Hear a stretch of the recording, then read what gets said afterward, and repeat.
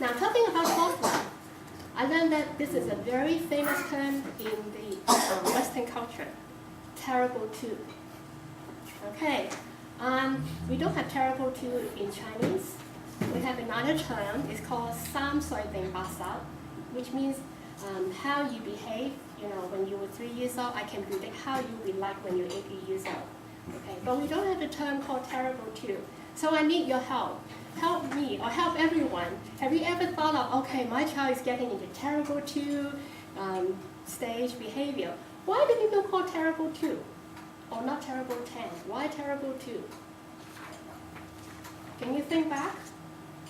Give me some examples. They say no. They say no to a lot. They say no to a lot of things. Yeah. Okay, that's one example. Good job. Anything else? Can you Tantrum. Tantrum. Tantrum. They show tantrum. They nag. And they cry. They scream. Right? They drive us nuts. Anything else? Do you have extra homework to do when they were young? Remember, they spilled the milk on your carpet. They spilled the drinks, the juice, and they dropped the spaghetti. Do you recall those moments? Some of you, maybe some of you use spoon feed them, right? So it never happened. I don't know. Or maybe grandparents help you. Think back, why do we have terrible to that stage? Because remember, they were not babies anymore. When they get older, they learn how to walk. They discover, oh, my hands can open and shut. When I carry a pen, when I hold a pen, they discover that, when I open my hands, the pencil drop. Okay? They're discovering what they can do. Now, the vocabulary is still very limited. Maybe they always say no. I'm sorry to say to daddy. Maybe we also say no to our baby too. That's how they pick it up. Right? When we say, don't do that. No. Don't touch this. No. So sometimes, maybe that's why they say no. For two reasons. It's imitation or that's the vocabulary that they have. Very limited. That's why, if you look at this, they like to cry or not. They nag a lot because they don't know how to express their wants. They don't know how to express their needs. Maybe they use very few words like no or whatever. They really drive us nuts because they want to express, but they don't have the words. And then secondly, when they spill their milk or drop the spaghetti, it's because they're learning how to feed themselves. But to these children, this is a new skill. And every child develops, at a different rate. Some, naturally, they have very fine motor skills. And that's why, when they do homework now, you can see some kids, they can write very neatly. But some, they still cannot. Okay, some with practice, they can do better. But some with a lot of practice, they still need more time.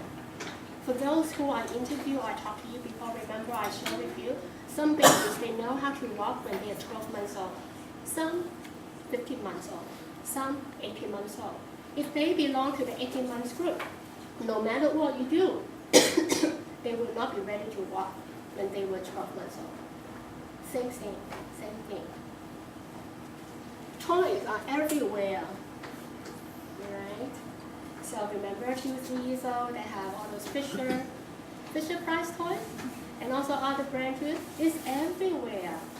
And do they clean it up for you? Do they pick it up for you? Not really, huh? Yeah. And then they also, for those who learn how to walk, when they turn 2 or 3 or 4, they start to walk. Run around the house, okay? And sometimes they make sounds, they make noisy sounds, and really drive us nuts, especially when we come home from work. We're very tired, and then they run around you, and they make all these sounds. I see your smiling face, right? You can connect with that.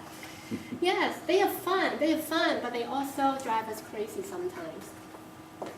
So what happened was, when they cry, when they nag, actually they want to communicate to you, okay? They want to feed themselves, but then because their skills have not mastered, but what they're trying to tell you is, they also want to learn to become independent. which is different from, for me now. My daughter, I have to train her to become independent because she's going to college soon. So it's a different kind of skill sets. But whereas for toddlers, you want to train them, they can feed themselves, they can use the bathroom themselves, and so on. Organization and responsibility, is another kind of skill set. I think that's why we struggle. Let me ask you this. When was the first time you really raised your voice to yell to your baby or to scold your baby? Most likely it won't happen, in the first few weeks, or maybe first 2-3 months. When did it happen? Terrible too.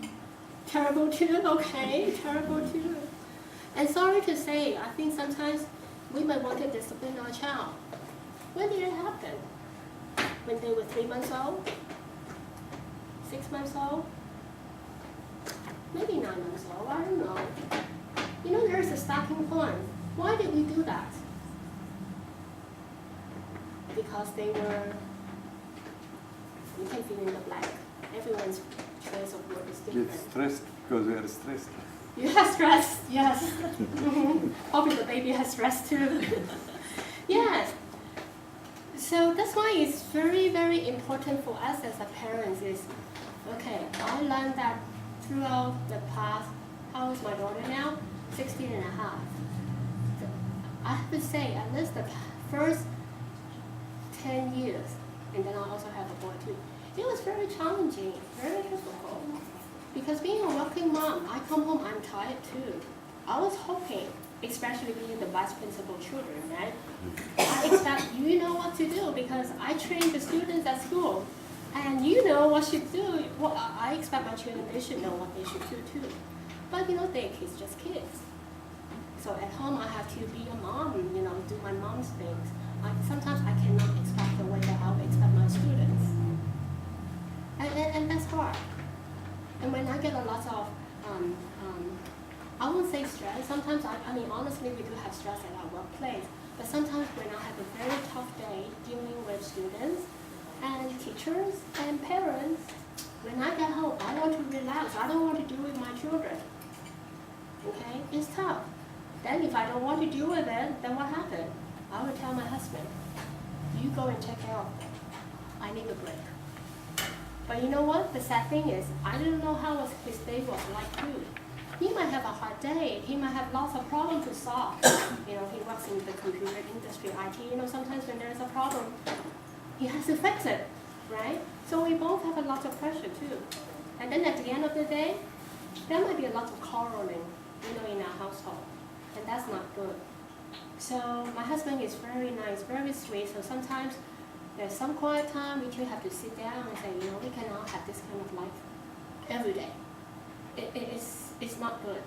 It's not good because it affects the relationship between my husband and me, which is like spouse relationship, and also it also affects your relationship with your children. And honestly, children are naive. They don't know what's going on. They live based on how we live. If we have a stressful day, they know, they can tell. Even my son now, he's older, say, Mom, calm down. I know you're stressed. Calm down. Okay, thanks, son. He's older. He's trying to remind me. I can respond in 2 different ways. I say, how dare you? Or I can say, thank you. It's hard. I mentioned earlier that the children like to run around, they drive us nuts because they want to develop their big motor skills, fine motor skills. So it's normal. But what is not normal is they keep running around, but they never learn how to sit down and sit still for a few minutes. Because sometimes as parents, we want to take them to the park and we let them run, they ride the bike. That's very good because we want them to stay active and be healthy. But the challenge is many kids, especially nowadays, I notice, not just kindergarten, throughout the school, many kids have difficulties to sit still. Why? That's another topic. So knowing this, where they were coming from, then when we look at our children now, which belongs to this age group, early school age, this is something you as a parent, you must constantly do and help and teach your children. First of all, is communication skills. Remember, when they were toddler, they like to cry, they nag a lot, they use very simple words, yes, no. Okay, but now they're in kindergarten. I have to tell you, this year actually is not too bad. We only have like 2 to 3 crying babies. I have 1 year. This girl cried every day for totally 30 days. She has a hard time. I try every day. She has to come to my office. I did whatever I can. And I said, you know what, you get better. And then I think starting in the 2nd and 3rd week, I said, if you don't cry, I'm going to give you a sticker. And then not only that, the following week I say, you know, if you don't cry, I'm going to give you a sticker. But I let you choose which sticker you want. And then the following week, I gave her a little prize. You see that first, I just give her a sticker without a choice. And then, that's why some parents say, keep giving the child a sticker, it will not work. And I agree. But you also have to have some kind of strategic plan. You give them a sticker, it works, maybe for a week. 2nd week, it might not work. Then I would say, I still give you a sticker, but you can get to choose which sticker you like. Wow, she takes ownership. And then it lasts for another week. Then I said, well, next week you can have a little prize, a little toy from my collection. It worked. 1 month later, she stopped crying. That was very good. But what I'm saying is, you must teach them a lot of vocabularies. In kindergarten, everyone's grown up at a different home environment. I'm sure there are certain kind of words or phrases that you use a lot in your household, but may not be another household. I give you this little example. One day, the teacher referred 2 students to my office because one student told the teachers that so-and-so choked me. So I said, oh, okay, that's serious, right? So then I counseled the 2 students separately and then together to confirm the information. So when I talked to the student, okay, so-and-so choked you. Can you show me how did he do it? Because I need to make sure that he understands what he's saying. So he did like this. I said, okay. Then I said, okay, I want to make sure that I want to confirm what he said. Then I said, ask him again, can you show me how did he choke you? Then he did this. And I said, okay, so can I ask you one more question? How many times did he choke you? Then he said, 1 time. Then in my mind, this and this, I say, that's okay, maybe he was just explaining to me. Then what I did was, I hold up my hand, I said, so-and-so, pretend that this is my head, this is my neck. Can you demonstrate how he choked you? You know what he did? So I went, oh, show it to me again. Oh, so he choked me. Then I said, okay, it's not choking. This is for kind of like cutting. So then I had to go back to the victim. I say, did he choke you? Yes. And you know, we talk, and then they both agree. This is how it did to me. So we have to explain, because I want to make sure that the children, you can imagine, if you're the victim's parents, if your child comes home and tells you so-and-so choked you, you probably will be very upset.